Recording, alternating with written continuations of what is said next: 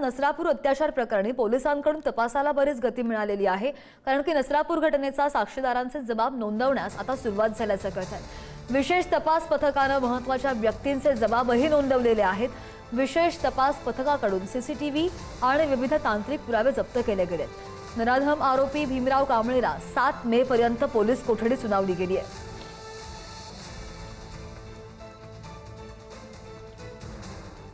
आणि नसरापूरमधील पीडित मुलीला गाय आणि वासरू आवडायचं। पीडितेच्या वडिलांनी पोलीस आयुक्तांना मुलीची आवड सांगितली आहे। 2 दिवसांपूर्वी एका गायीला वासरू झालं होतं, ते पाहण्यासाठी ती गोठ्याकडे गेली होती अशी माहिती सुद्धा यावेळी वडिलांनी दिली आहे। आरोपीला कठोरात कठोर शिक्षा होईपर्यंत आम्ही तुमच्या सोबत आहोत। तुम्हाला कधीही काही सांगायचं असल्यास कळवा, पोलीस आयुक्त अमितेश कुमार यांनी पीडित मुलीच्या कुटुंबियांना असं आश्वासन दिलं। या लहान मुलीची आठवण या वडिलांनी त्या पोलिसांना सांगितलेली आहे।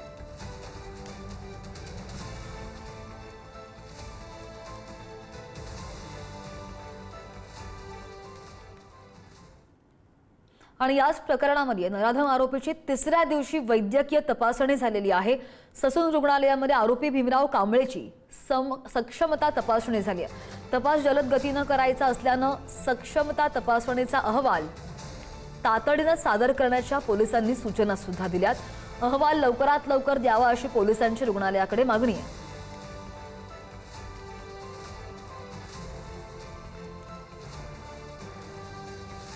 आणि या सगळ्या संदर्भात आणखी सविस्तर बोलूयात। आमचे प्रतिनिधी बालाजी आपल्या सोबत आहेत। बालाजी, एक अपडेट आपण जशी पाहतोय, तपासाला गती मिळालेली आहे, सक्षमता तपासणी सुद्धा होतीये, या सगळ्या संदर्भातले सविस्तर अपडेट्स हवेत।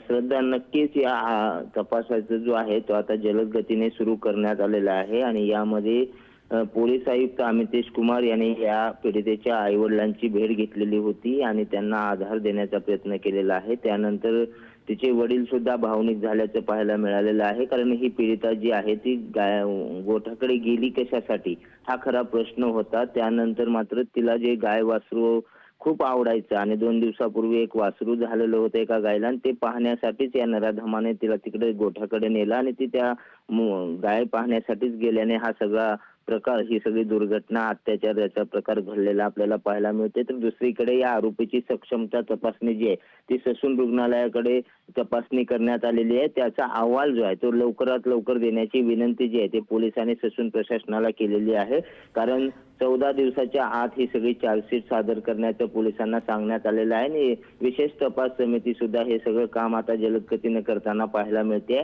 त्याबरोबर विविध पुरावे सुद्धा गोळा करण्याचं काम जे आहे ते SIT कडून सुरू असल्याचं आपल्याला पाहायला मिळते। श्रद्धा, अगदी नाही, हा सक्षमता तपासणी अहवाल आणि दुसरीकडे अंतिम अहवाल सुद्धा अजूनही यायचा बाकी आहे। या सगळ्या संदर्भातली ताजी माहिती, ताजे अपडेट घेत राहू। बालाजी, धन्यवाद दिलेल्या माहितीसाठी।